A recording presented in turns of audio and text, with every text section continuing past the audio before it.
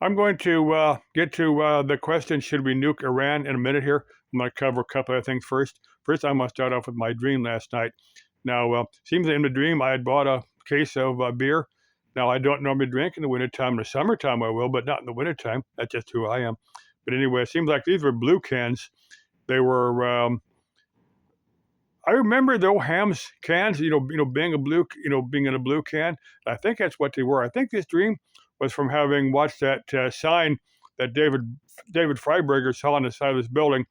It was the Hams bear. That was their advertising bear. Now, if you they're right here on YouTube. If you search Hams bear, Hams beer ads, this bear will come up.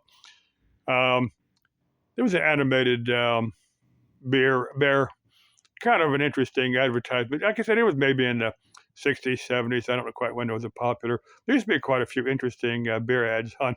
You don't see them very much anymore. Well, you see a few, I guess.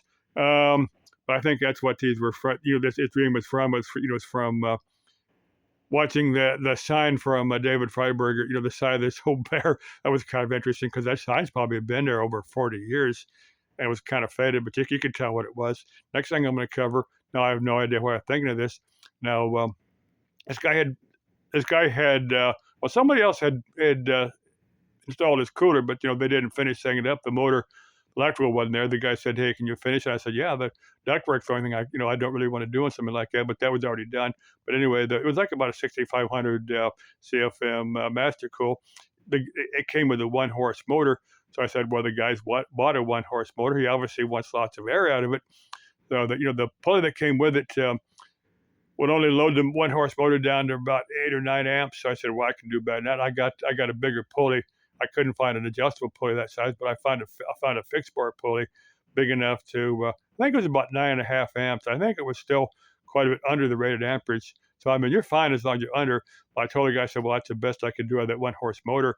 And this cooler, it would just about blow the paint off the ceiling, from this house. And I thought that's what this guy wanted because he'd got that big motor for this cooler.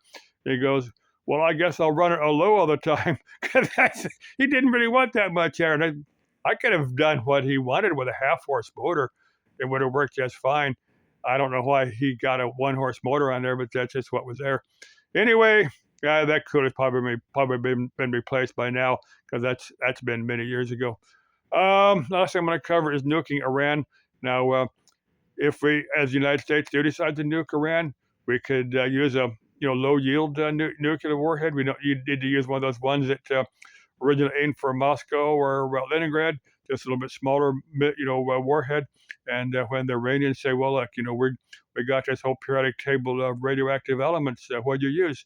And we as the United States could say, well, look, all we did was blow up one of your centrifuge sites, one of your uranium enrichment facilities. That's all we did. And the periodic table of radioactive elements are of your making, not ours.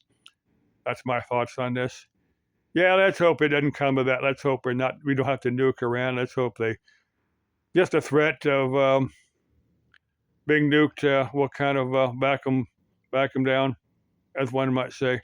Okay, let's keep life interesting and exciting and all that.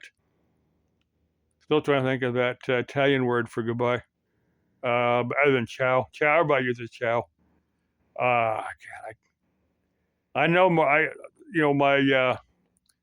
Italian is like my German. I know I can recognize more words than I can speak because my American tongue was only meant to speak English. Anyway, au revoir, sayonara, auf Wiedersehen, cheerio, Dios.